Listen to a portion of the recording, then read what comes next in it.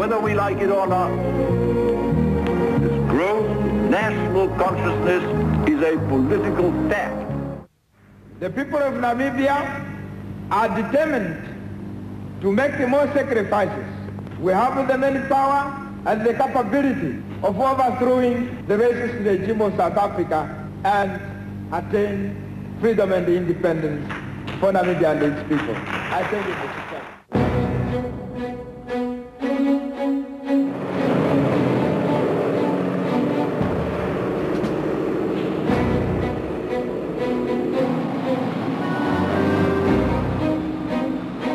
Die grensoorlog woed tussen 1966 en 1989. En elke boetie moes border toe, bos toe. Die meeste Suid-Afrikaanse huisgesinne het 'n broer, 'n pa of 'n seun in die era op die grens gehad. Die landsgrens wat verdedig is nie Suid-Afrika se nie, maar die land wat toe bekend gestaan het as ons 5de provinsie, Suidwes, vandag Namibië. Die grens, wat deel van soveel Suid-Afrikaanse mans se herinneringe geword het, was ook bekend as die Kaplyn. Net suid daarvan het die sogenaamde Yati geloop, 'n 1 kilometer breë strook waar die bos uitgehaal is. Die Kaplyn is dikwels oorgesteek tydens militêre operasies. Ma en pa tuis in Suid-Afrika was selde hiervan bewus. En min mense weet vandag presies waar hierdie stryd, wat 23 jaar sou duur, werklik begin het. En waarom? Toe die Eerste Wêreldoorlog in 1914 uitbreek, was Suidwes onder Duitse beheer.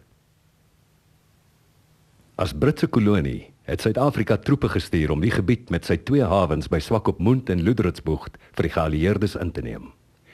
Na die oorlog is Suid-Afrika hiervoor vergoed deurdat hy Suidwes as 5de provinsie kon bestuur. Dat is dikwels gevra, hoe het dit gebeur dat so baie Suid-Afrikaners hiernatoe gekom het? Dis aan my gesê dat generaal Smuts destyds die standpunt ingeneem het dat he wants to establish a European civilization in Namibia. Die Europeërs wat hulle in Namibië kom vestig het werk geskep, maar op hulle terme. Soos in Suid-Afrika is die trekarbeidstelsel ook hier ingestel. Baie van die Ovambos uit die noorde van die land het gaan werk soek in die myne en die visfabrieke verder suid, die area wat hulle die police zone genoem het. So I had to come down to the police zone to look for employment. And I went to work in a girls' hostel in Ocho in 1956. That was now a 24-month contract without going back to my family. Industry is controlled by the contract labor system. Until recently, this was administered through a government labor bureau called SWANLA. When an African signs his contract, he signs his life away for its duration. The contract states where he will work, what job he will do, and how much he will earn. And the salary at that time, it was 5 cents a day. 5 cents a day, which was then 6 pence in those days. So just imagine what we will end up at the end of the 24-month contract with nothing. Kyk, dit het maar hier gegaan soos dit in die meeste lande gaan waar daar ongelykhede is, waar fundamentele regte ontken word, waar daar diskriminasie is op grond van kleur, etnisiteit, wat dit ook al mag wees, waar mense nie stemreg het nie en hulle oorheers word. Dit het oral in die wêreld gebeur dat mense net eenvoudig in opstand kom. Die Ovambo People's Organisation is in 1957 in Kaapstad gestig deur 'n groep trekarbeiders uit die noorde van Suidwes-Afrika. Hulle het hoofsaaklik verset teen die trekarbeidstelsel, maar die breër politiek was altyd deel van die prentjie. In the early 60s, it is now many people started asking questions as to why are we still pursuing passive politics when the system is brutalizing us. Hulle is deel van 'n beweging dwars oor Afrika. In 1950 was feitelik die hele vasteland nog verdeel tussen Europese magte. Oor die volgende 2 dekades het die prentjie dramaties verander. Waar die koloniale heersers wou briek aandraai, was die reaksie opstand. In Suidwes-Afrika verander die Ovambo People's Organisation sy fokus en omskep homself in 'n politieke organisasie, SWAPO. 2 jaar later skep hulle 'n militêre vleuel, the People's Liberation Army of Namibia, PLAN.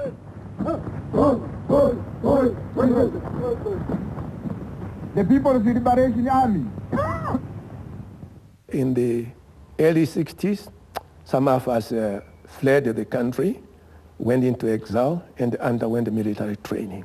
Elau Shituweti en verskeie van sy kollegas is in 1968 vir 18 jaar Robben-eiland toe gestuur. Maar daar was altyd ander wat bereid was om die stryd voort te sit. Die Suid-Afrikaanse weermag het besef dat hierdie nuwe aanslag op 'n nuwe manier teëgestaan moet word. Hoe moet Suid-Afrika sy weermag voorberei om in staat te kan wees om vir die volgende 25 jaar die aanslag teen Suid-Afrika te kan hanteer?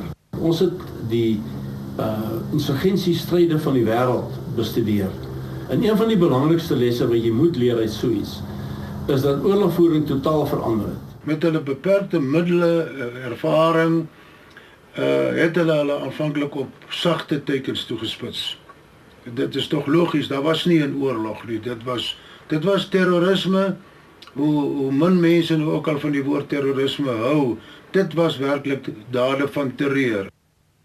You have to abide by the army or military discipline as well as military politics. You are not to target a soft target for the sake of it. No. Plaaslike leiers is soms gesien as legitieme teikens.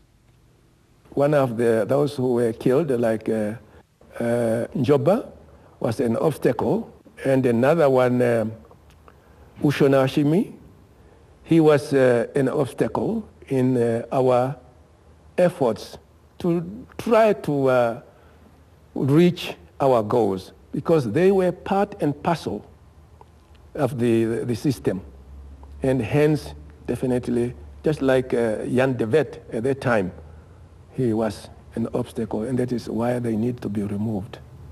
Ek weet dat party mense is vreeslik sensitief oor die woord terreur. Maar nou wil ek ook hê jy moet eintlik vir my sê, as iemand nou 'n bom gaan plant in 'n restaurant en vrouens en kinders in flarde blaas, wat noem mens daardie soort van optrede? Terroristeoorlog, guerrilla-oorlog, vryheidsoorlog. Dit hang af aan watter kant jy staan.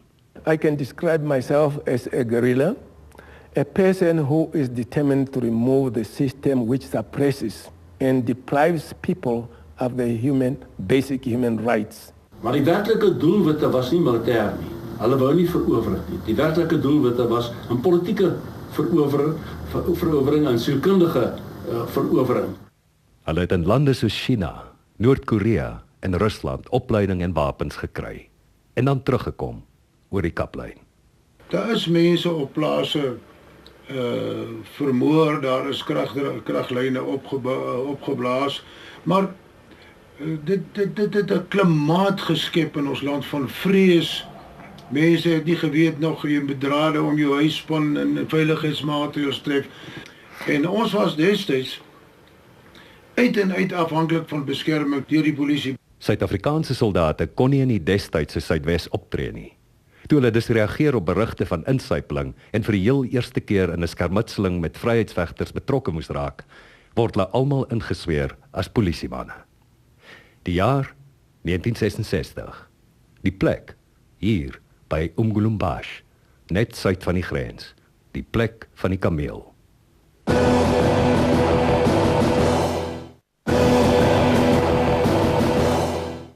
Die verhaal begin met 'n hoogs geheime opdrag aan Teunus Swanepoel, ook bekend as Rooi Rus. Saam met 4 ander veiligheidspolisiemanne vertrek hy stil Ovamboland toe. Ek was 'n beheer van paaie en lughawens. Toe het ek 'n oproep uit Pretoria gekry van 'n instansie wat gevra het of hulle die Ruacana lughawe kan gebruik. Nie meer sê waarvoor nie. En ek en die hoofpaaie ingenieur het opgevlieg, dromme weggerol en daar rondgeloop. Nou is ons ook vrek nuuskierig om te sien wat gaan nou gebeur. Iets gaan nou hier gebeur. Daar sien ons 'n voertuig staan met 'n klompie mense. Wat doen julle hier so? Nee, wat hulle is sommer hier met opmetingswerk besig. Die polisie opereer onder die dekmantel van Pasco Civil Engineers. Hulle gee voor dat hulle in die noorde van Namibië as padwerkers optree. Maar hulle is nie opmeters nie.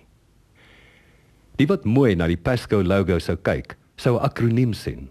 SAP Company. 'n Grappie tussen die manne. Soos Rooi Rus en sy span van 4 polisiemanne aankruie op hulle sending na die noorde van Namibië, is daar 'n ander beweging aan die ander kant van die politieke spektrum wat ook momentum kry. 2 groepe wat spoedig kop aan kop in harde kontak te staan sou kom.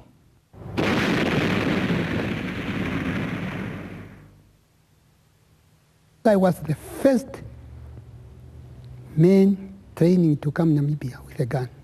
The first. Johnny Otto Nankudu was die leier van die SWAPO groep wat by Ongolombash opgetree het. Hy het uiteindelik ongedeerd uit die Bosoorlog getree, die oorlog wat 23 jaar later tot 'n einde sou kom. Soos die van Elau Shitjeweti en vele ander, begin Johnny se storie by woede oor die trekarbeidstelsel en die paswette. Hy besluit hy persoonlik gaan iets daaraan doen. I joined the struggle in 1960. Soos soveel ander, kry hy sy opleiding in die buiteland. I was training in Egypt. And from there, I got to training military military academy in the Soviet Union. When I finished one year in the Soviet Union, I come back to Tanzania. I established a camp in Tanzania to train our people who come from Namibia. Op 14 Maart 1966 vertrek die eerste 6 SWAPO-kaders uit Tanzanië. Elkeen het 'n Russiese submasjiengeweer en 'n Tokarev pistool en ammunisie. Hulle reis grootendeels te voet. I walk 6,000 kilometers from Tanzania to Namibia. I come to liberate Uganda. I come to open the front in Namibia, inside. In Ovamboland verdwyn Johnny en sy manne tussen die bevolking. Mao Zedong se beskrywing, die vryheidsvegter is die vis, die bevolking is die see, speel homself ook hier uit. Yeah, Ongolombash is not the first camp we established. But before there, we established a training camp in Namibia. I think the total of the training camp we established was 5. 4 and Ongolombash 5th. When the time I got to the Ongolombash, I was already training in 92 soldiers. Now I established the camp there myself, all the logistics and everything. If you went there, you got some of the house inside the earth. Hierdie House Inside the Earth sou 'n bekende gesig word in die Bosoorlog. Johnny en sy manne grawe hulle in by Ongolombash. Van die ander kant af is Rooi Rus deur Namutoni en Etosha op pad op sy geheime sending. Vind uit waar die SWAPO basisse is, identifiseer en vernietig die vyand. Dit is toe Rooi Rus by Etosha aankom dat hy uiteindelik 'n kodenaam kies vir sy taak.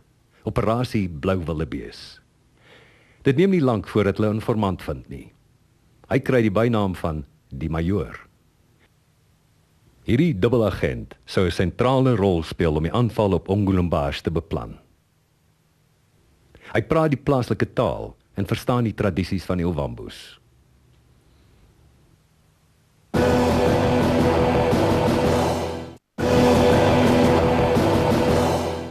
Op 22 Augustus 1966 gaan Rooi Rus en 2 ander polisiemanne saam met die majoor op 'n verkenningstog gegrond op lugfoto's. Hulle wil die presiese ligging van die basis by Ongolombash vasstel en besluit of hulle uit die lug of te voet moet aanval. Die wit soldate vermom hulle as Ovambos, die heel eerste keer wat wit mense Black is Beautiful as masker gebruik. Na dae in die veld identifiseer hulle die baken en besluit 'n lugaanval is die beste opsie. Op 24 Augustus vertrek 6 Alouette helikopters met bemanning na Rooikop basis by Walvisbaai. Maar eers is daar 'n wetlike hakplek. Net die polisie mag in Suidwes-Afrika optree. Ons was toe oorgeplaas na die polisie toe. Polisie uniform gedra, polisie wapens op helikopters gehad. Daar word na Ruacana gevlieg in losformasie, om geen agterdog te wek nie. Op die grond volg Bedford lorries met troepe. Ek kan onthou dat ons vreeslik koud geslaap het. Daar was geen geriewe nie en ons moes maar in slaapsakke so tussen die bosse slaap. En ons is maar softies, ons nie gewoond aan so slaap nie. In totaal word 48 man ontplooi. Ons het 7:15 het ons opgestyg. Dat is omtrent eerste lig geweest. Party het met trokke ingry, ons met trokke ingry. Maar die troepe self is met choppers ingevlieg vir die geveg. Ek was een van die vlieëniers wat Alouettes gevlieg het daarso en die troepe ingevlieg het. Om die waarheid te sê, ek was heel aan die agterend van die formasie gewees wat gevlieg het. En op die 26 Augustus vroegoggend het ons met 8 Alouettes opgestyg. En op het teken toe hulle oor die basis gaan, het die voorste helikopter, Brigadier Blou, 'n rooi fakkel afgevuur, wat die teken was vir ons almal om 'n sirkel te vorm om die gebied en ons mense af te laai. En ek dink dis die eerste lugstormoperasie wat in die weermag na Korea of in die hedendaagse weermag uitgevoer is. Min weet die Suid-Afrikaners dat hulle informant, die majoor, ook met sy eertydse makkers in kontak was. Hulle verwag die aanval. I train my soldiers that South Africa is powerful. When it's light, we have only small submachine gun and some of this, But if you see them immediately start to shoot together, you see when we shoot together, whoa, and people, the sound, people say that, this big gun here, whoa. Die Suid-Afrikaners val aan vanuit helikopters. Die SWAPO-vegters het net 'n beperkte aantal gewere, maar hulle gebruik wat hulle het. Not me myself. One of my soldiers, is old man. Now he's passed away. He thought he got arrow. That gentleman, he shot the bow and arrow to the men who drive the airplane. Not to the airplane itself, the driver. To try whether he catch him with the barrel. So in die stilaanvlug voor landing, toe sien ek 3 van hulle so regs van my met hierdie ronde PPSH, ronde magasyn gewere, masjiengewere, wat vuur na my. Ek het toe later uitgevind dat hulle opleiding was om altyd voor 'n helikopter en voor enige vliegtuig te mik. Maar ek dink hulle is geleer dat as 'n helikopter in die stilaanvlug is, dat hy nog voor dit moet mik nie. En so het ons gelukkig gemis. Wat hulle kon vasstel was 23 van hulle wat daar gewees het. En toe was die instruksies dat die choppers vlieg oor en as hulle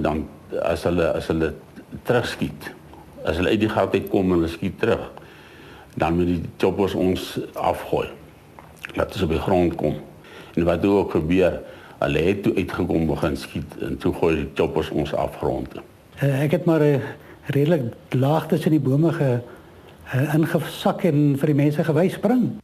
Soos beplan, het die helikopters omgedraai om versterkings te gaan haal. In South Africa, go up the sky. When you go up the sky, I heard myself, one of the commandos say, reinforcement. En toe het ons teruggegaan om te gaan herbunker en nog mense te gaan kry. Maar ek dink die grootste probleem was die navigasie weer terug na die basis toe. Want daar's geen verwysingspunte.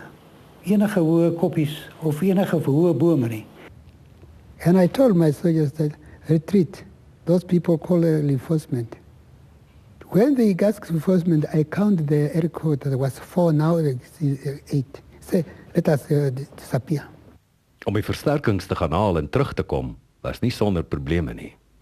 By Ruacana toe vind die ouens uit, maar in die proses het iemand 'n gat deur die punt van my een van die lemma die rotors geskiet. Maar nie ernstig nie.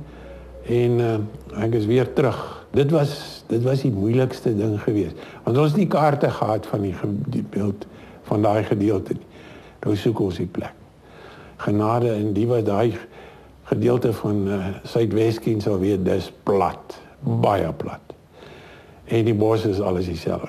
In elk geval, na gesoek het ons die plek gekry, geland, en toe het uitgevind, daar was sekere van die manne wat nie meer daar is nie. Maar nie almal kon betyds wegkom nie. Ons het kontak gemaak. Inteendeel, ek was so naby geweest, hulle het so sloot voor ek en Barnard geskiet, dat net ons oë en tande geblink het. Maar ons gelukkig nie raak geskiet nie. Unfortunately, we was a new trainer. They was captured with the two commanders. One was wounded, one was surrounded, and the other people escaped. Maar ons het teruggeskiet. En ons het ook die wat gewond was en saamrooi kop toe met vervoer per vliegtuig en goed. So. Die eerste gevangene het 2 sinne aanhoudend herhaal. I am Swapo and I will not talk. I know I'm going to die for my country. Ek het die werk gedoen op die terroris. Want hy het skoon hier die bors gehad, ek dink 1 of 2. En as ek net die wonde toegewerk en hom aan die lewe gehou tot 3 uur die middag toe hom kon afvoer met die chopper. Johnny Nankudu was een van die wat daardie dag weggekom het. Maar Rooi Rus sou hom later wel gevange neem. Teen die tyd het hulle mekaar se name en reputasies geken.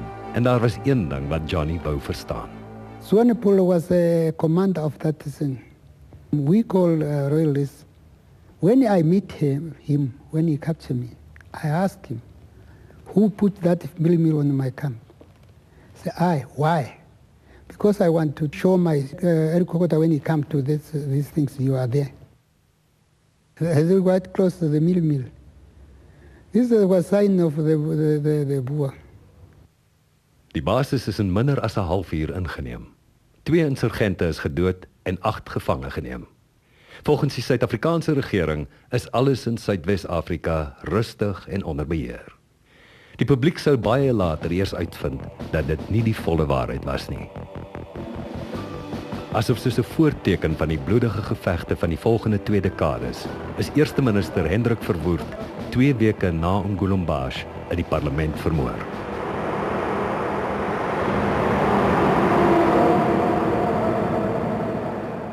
Volgende week in Grensoorlog. Opponente uit verskillende wêrelde.